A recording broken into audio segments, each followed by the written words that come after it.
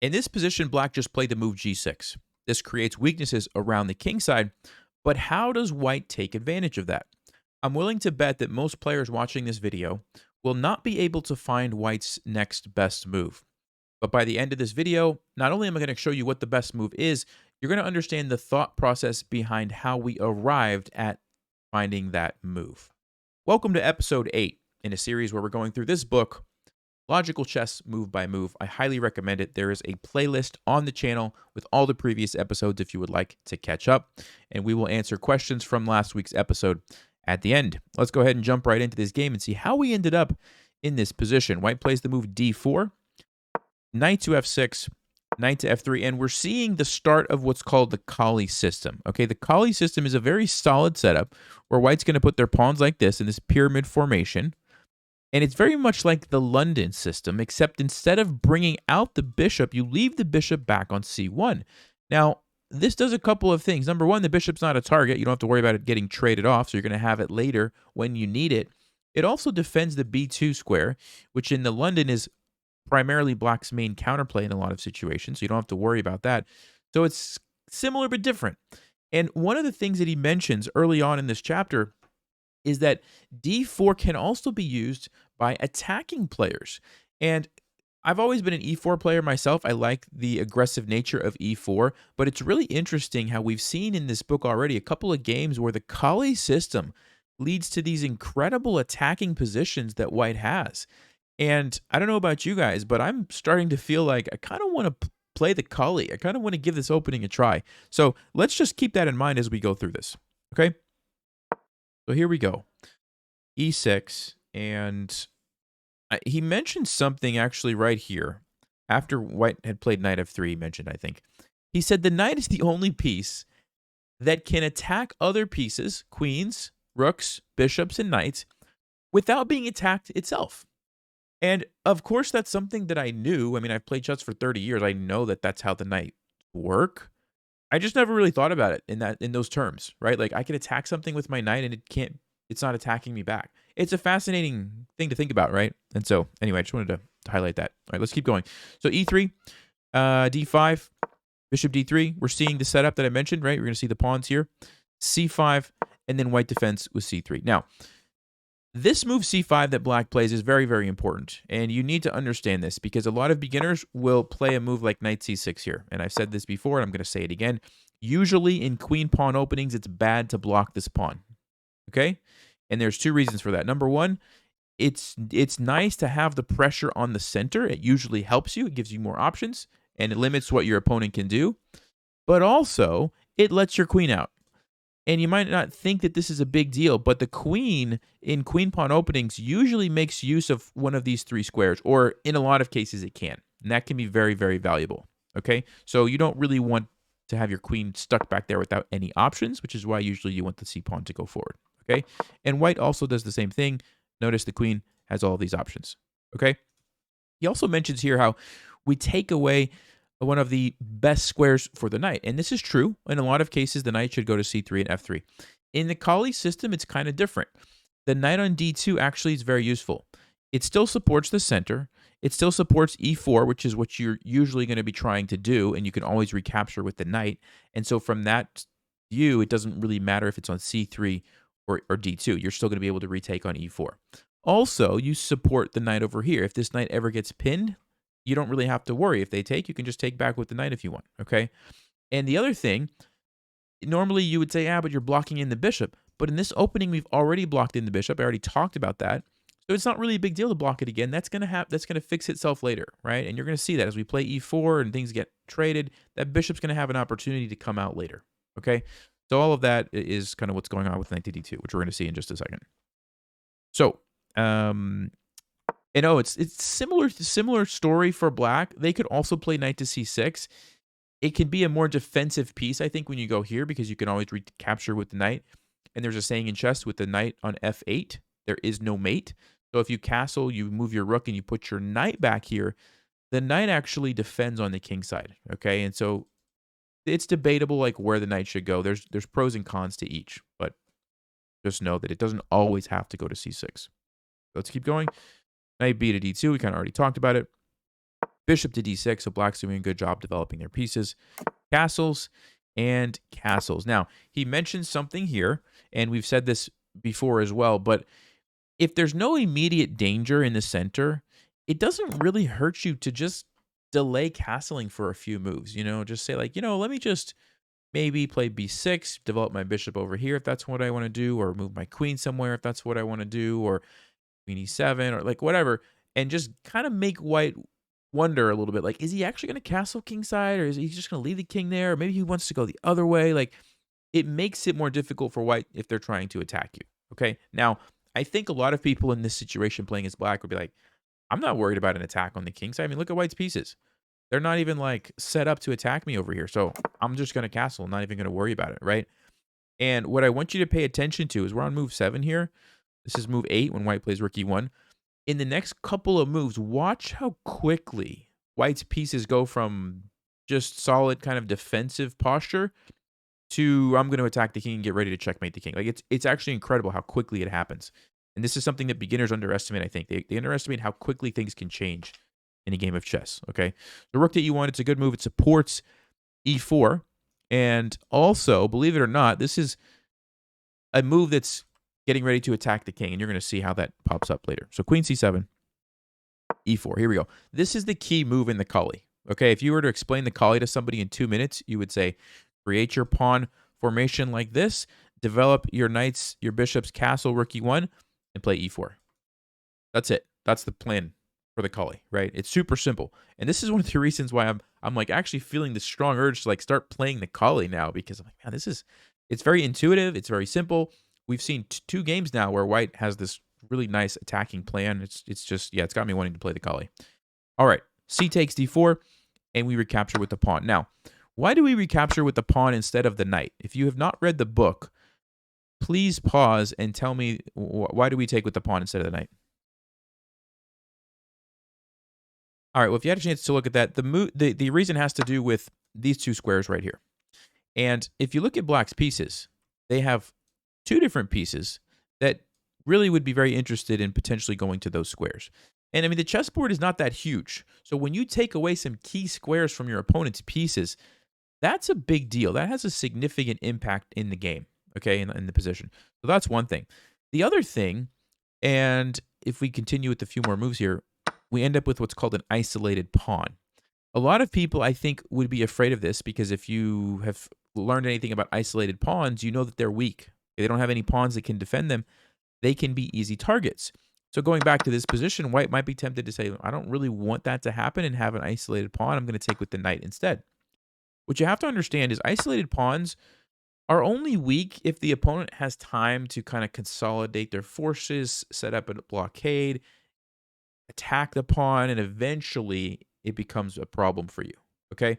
But if you're going to be attacking their king, they don't have time to go hunting an isolated pawn because probably you're just be like, go ahead, take the pawn. Like, I don't care. I'm going to checkmate your king, right? So you have to understand the situation. In this situation, white is geared up for an attack. They're getting ready. So it's more important that they control these vital squares, that they keep the knight over here where it's going to be used to potentially attack this way rather than like jumping to somewhere that doesn't really want to go. That's why you would make this decision, okay? But that's kind of a critical moment. I can see a lot of players being afraid of this and taking with the knight. Hope that makes sense. All right, let me check my notes, make sure I'm not missing anything here important. We already talked about the isolated pawn, and we recapture with the knight. Now, why did we take with the knight instead of the bishop? This is a pretty easy question, but if you haven't read the book, what's the deal here? Why do we take with the knight instead of the bishop?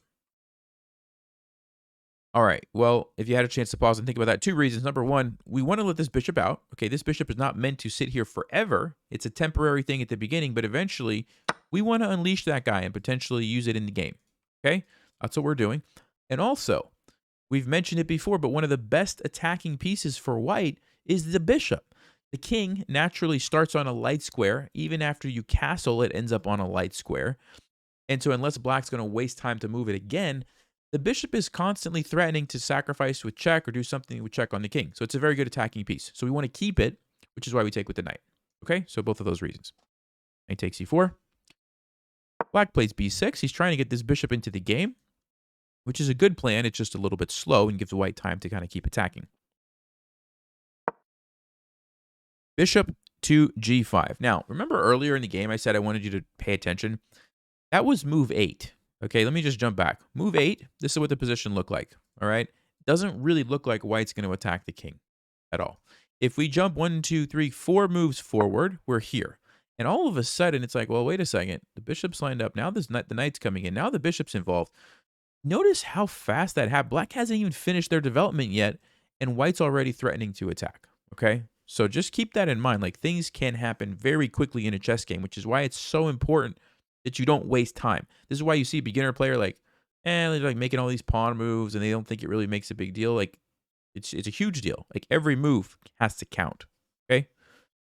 Let's keep going. So, black trades. Do I want to talk about anything here? Nope. Oh, yes. So black takes the knight. What move do you think white played here? It's a bit of a surprising move, actually. All right, well, you probably could figure that out based on the way I worded that. He took with the rook.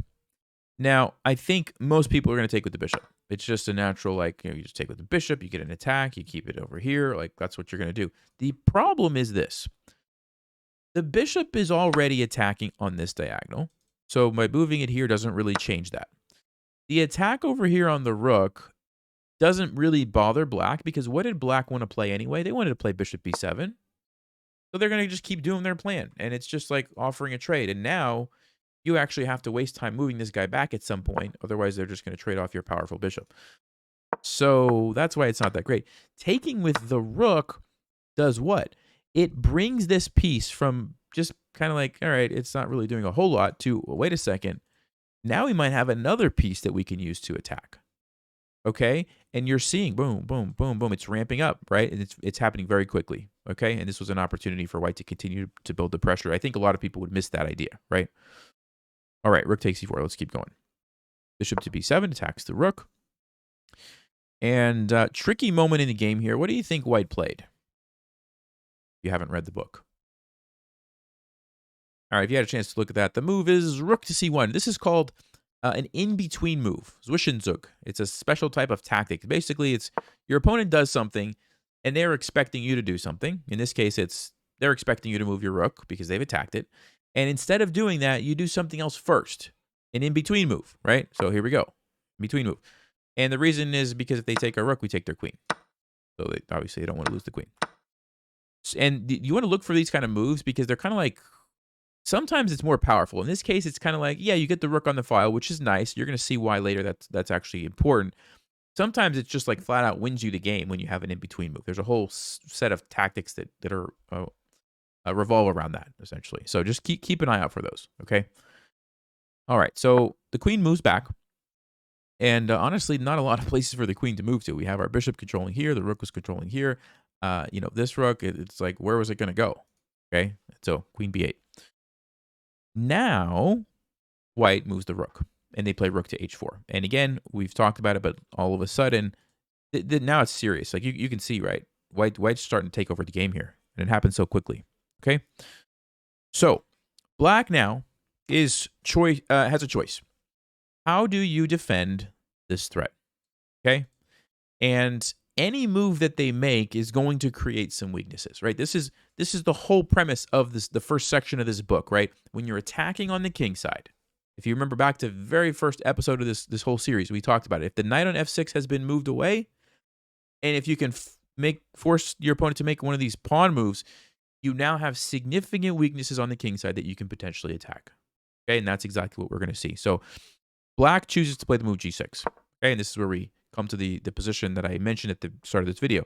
They could have also played h6. On h6, I think it makes sense that you would just take this. And instead of simply recapturing, there's a really nice move here for white. Queen to d2. And you're just going to take the pawn this way and come in with the queen checkmate like this. Okay? But black's position is a mess. They can't really stop this. And once the queen and rook get over there, it's just too much. There's the queen, rook, bishop, and black has like all the pieces on the other side of the board. Okay? So they didn't want to play h6, so they decided to play g6. Now, at this moment in the game, I think a lot of people would really struggle with what to play here with white. And if you guys, before I say anything else, I think you guys should pause and actually spend a decent amount of time. I want you to put yourself in the shoes. You're playing this game. You're trying to attack on the king side. Black is just shut down your bishop, stop the threat that of taking it. What are you going to play and why? Okay, hopefully you paused, you thought through that. The move here is bishop to b5. Now, I know for a lot of people are like, wait, what? Bishop b5? Here's the logic that you would use. And for those of you who read the book, you know what I'm going to say. I know a lot of people haven't read the book, so I'm going to just kind of reiterate this. But basically, what happened after g6? Well, the dark squares were weakened. Okay, we know that. Pawn no longer controls here. Great. How do we take advantage of that? Well, I would love to play a move like bishop f6. Just sink my bishop in there, maybe bring my queen up and over and checkmate the king, right? Okay, why can't I do that? Well, the knight on d7. Okay, so what should we do? Get rid of the knight. And it's kind of super obvious, duh, get rid of the knight. But it's also oh yeah, why didn't I think of that, right? And it, for me personally, when I looked at this position, I was looking at all kinds of stuff. Let me see, rook takes h7. I want to unleash my queen. There's a pin here. Bishop h6, jump the knight in. Bishop takes here. What can we do? There's so many moves were going through my head. I didn't really consider this right away. It sort of was later, it kind of crossed my mind, and I just kept reading the book, and it was yeah, that's the move. So it's very easy to miss that, but it just goes back to I hate to say it, but logically thinking, right, about what happened. The weaknesses were created. We get rid of the knight, we can continue. Okay. The other thing that I would say that could help you find this move is the bishop was a really powerful piece, but as soon as g6 is played, this is kind of like a brick wall right here. I mean, this is a very supported square on the board, right? g6. It's going to be very difficult for me to sacrifice there right now with only the bishop. So how can I get that piece, which now is not doing much, back into the game? Oh, yeah, I can come over here. And guess what? Now it's doing something. And if you look carefully, the knight can't move here, can't move here, can't move here, can't move here, can't move here. The knight actually can't move, which is kind of funny, but that's nice for us because we're going to be able to take it. Okay, so bishop b5. Hope that makes sense. Very, very important that you understand how we arrived there, right? It's just a logical process of what are the weaknesses, which pieces are defending those, how do we get rid of that piece? Okay, so bishop b5. Queen to e8. I mean, what else is black going to do? There's not a lot of options because we've got all these squares controlled by our pieces. So they play queen over to e8. All right. What do we do? If you want to pause, go ahead. All right, and the move is knight to e5. And the reason this is such a powerful move is, number one, this is pinned. So we're attacking the pinned piece. And number two, if the bishop trades, then black loses another piece that can control those dark squares, and it becomes even more powerful for us when we plant our bishop here, and basically we're just going to come up and checkmate the king. Okay, so it's a very tough situation for black to be in, and they decide to go with bishop c8. Okay, all right. If you would like to pause, what do you think we should play here? All right, you had a chance to look at that. With the move that was played in the game is rook takes c8. Now, this is a very good, if you're aware that two pieces are good to trade for a rook, this is a pretty obvious sacrifice and relatively straightforward. I think a lot of people could see this. You sack the rook, you get rid of the bishop, then you take the knight. What's interesting to me is that Stockfish actually says the best move is just simply to take the knight. And it goes to show how powerful these dark squared weaknesses are and how we can take advantage of that. So Stockfish says, look, just take that, play bishop f6, and you're literally threatening to just go here and checkmate the king. And if black tries to stop you by playing bishop e7, you play this move knight to g4. He can't take you because he walks into a fork. And you're going to just go checkmate next move, for example. It's just checkmate. like just that simple. It's just that easy. So I show that just to show you, even if this tactic wasn't available to us, which is a nice tactic, but even if it wasn't, we could also just basically take that and end the game like that. Okay. But in the game, rook takes c8. Black recaptures. I'm sorry. And we take. Yeah, it's okay. Black plays queen c7. And what do you think we do from here? All right. Well, if you had a chance to look at that, I kind of showed you the move earlier in one of the lines, but it's knight to g4. It's, again, taking advantage of those dark squares with more pieces. Right? The knight really wasn't doing a whole lot on these. We weren't really going to take those. So we just jump over here, and all of a sudden, here we go. We're threatening Again, to either get checkmate. Notice you can't really take this because you walk into the fork. And actually, it's more than a fork. We don't even care about the queen. This is just checkmate.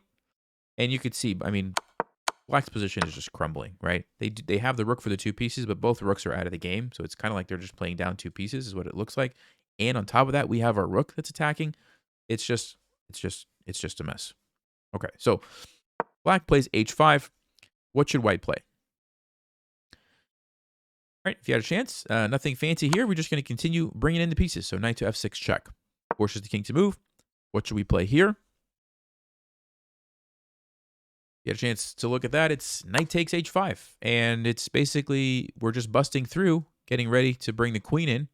And one important little detail here, after takes, is that we do have this square covered. Okay, you have to be careful, because I can see a lot of beginners getting back rank checkmated here in some situations where they weren't paying attention. But White is watching that, and the bishop is doing a great job. Okay, so we don't have to worry about that. And Black can't stop the checkmate. Okay, they try with rook h8. If you would like to pause, how does White finish off the game? All right, if you had a chance to look, the move is bishop to h6 check. And by the way, even though you're totally winning this game, you still have to find the right move, right? Because if you don't see it, you could lose this game, right? Because you've sacked some pieces now at this point. So you do have to find the right move. It's bishop to h6 check. Stops the king from running away. You can't go here because of this checkmate pattern. Remember, the 2 pawns or 2 pieces, knight moves away from the queen. It's always going to be checkmate. Okay, so it looks like this. Maybe that's an easy way to visualize it. Something like that. And so the only thing Black could do would be to go here. And you simply go check and checkmate. Wow. So going back to the critical moment. Okay, this is what you need to understand. As soon as the weaknesses are created, how do we take advantage of that? Well, it's dark squares. We can't. This knight's super annoying. It stops bishop f6. Get rid of the knight. It's literally that simple. It's really not that difficult. I think a lot of people would miss that. Okay. All right. That's it.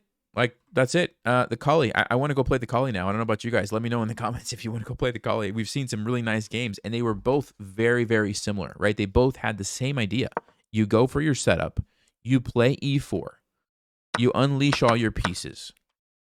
And you attack the king. It's like super simple. It really is. All right. Let's look at some questions from the previous episode. All right, guys. So question from Ambassador 1022 from last time.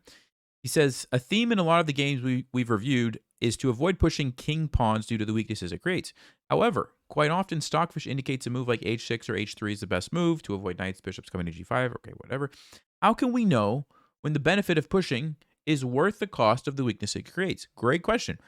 And what's interesting is, even in this example, the game that we just looked at, I want to show you this one, because if I look at the Stockfish move, Stockfish says the best move actually was f5, so it was a different way for Black to deal with this, okay? But the second best move, just barely behind f5, is g6. It says it's the best move in the position. It's also the move that creates the weaknesses that cost Black the game. So usually what happens is there's like a tactical reason that Stockfish says, hey, you can play this, but you have to see exactly what the response is going to be, otherwise you're going to lose. So for example, in this game, White played bishop to b5. Guess what the tactical response is that Stockfish says? You had a chance to look at that. The move is f6. Now that's not an easy move for most people to find. The point is that if you take the knight, he's going to not even take your bishop right away. He's going to take here for some reason. I guess you could throw in this check if you want. It doesn't really matter. And then you could take back. And you don't really want to take with the queen because some other things. So you have to take this way. And then he takes here. Notice it unleashes the rook. I think that's why you didn't want to take with the queen. And now it's hitting you. And Stockfish says, yeah, actually, Black's okay here. He's fine. So there's this crazy line of like f6, and then you take and trade and do that. If you see that, okay, you're playing the best moves. This is what Stockfish recommends. And if White doesn't take and does, let's just say bishop h6, now you have rook f7. You get out of the attack, you defend your... Okay, Black is holding on. Position is fine for Black. So, can you play moves like this and still win games? Yeah, it's actually the best move. I mean, you have to do something, because if you don't do anything, right, and you're just like, well, I don't want to make weaknesses, so let me just move my rook. Well, guess what? You still have weaknesses. So sometimes you're forced to. And then it's a question of like, okay, I've done it. I've created the weaknesses. Now, can I find the tactical method to survive. Another option that Stockfish says is rook to d8. He says, look, we're going to sack the exchange here because at least this way the game goes on. I have a little bit of counterplay. I've got some pressure on some things, and white doesn't have like any immediate threats because that annoying bishop has now been traded. Another option, right? You say, okay, look, I'm going to play g6, deal with this, create the dark square weaknesses, and then I'm going to sacrifice my rook for that bishop so that the game goes on. I at least have an isolated pawn if I'm able to capture that. Later on in the game, I have a bishop and a pawn for a rook, which is not a terrible trade. The game goes on.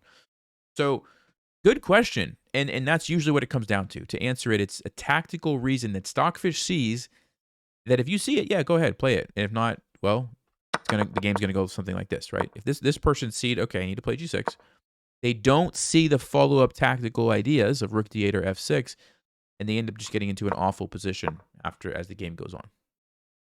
Okay, and again, even here, there's some crazy f6 stuff, and you let this happen because you take over here, and then the knight jumps in, and you sack your queen. I mean, I don't even know what's going on here, and you take a rook. I mean, this is just wild, right?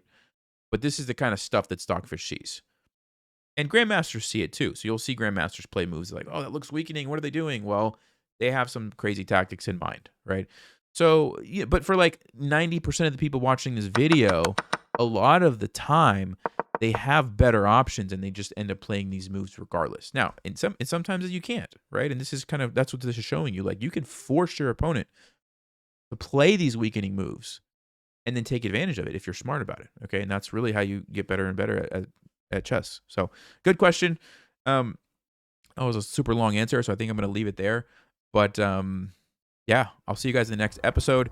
Game 9 starts on page 53, and I'll see you for the next one. Stay sharp, play smart, take care.